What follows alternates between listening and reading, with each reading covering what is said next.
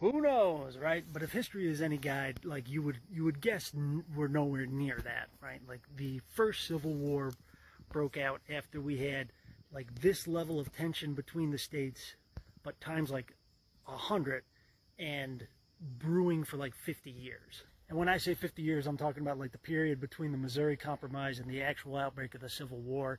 You can probably go back even farther and say that that tension was brewing for like 100 years. So the Civil War starts when it's like no longer just culture difference. It becomes impossible, like legally, economically, commercially, financially, to run the United States anymore. We had a nation that was a total patchwork of conflicting laws that couldn't be like simultaneously enforced. And in that instance, whose laws are going to trump who? Well, over time, the federal government kept saying, we're going to enforce whichever law grants more constitution to more Americans, even if they happen to be black. But even that's not really the moment that it turns into a shooting war. It turns into a shooting war when the southern states say, well, in that case, we're going to secede. And the federal government says it doesn't work that way. The federal government owns the states. That's what the deal is. The white Americans that own people want to leave, but they're not the only Americans. Some Americans right now are black people who are owned. And this federal government is here to protect their rights and freedoms too.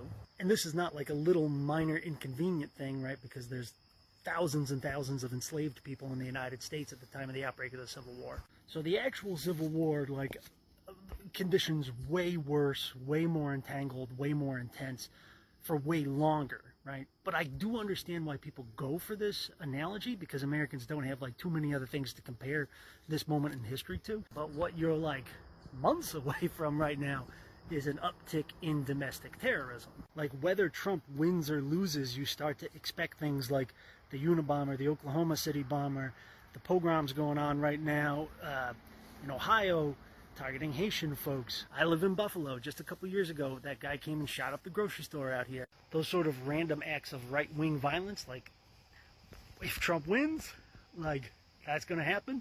And if Trump loses, that's going to happen.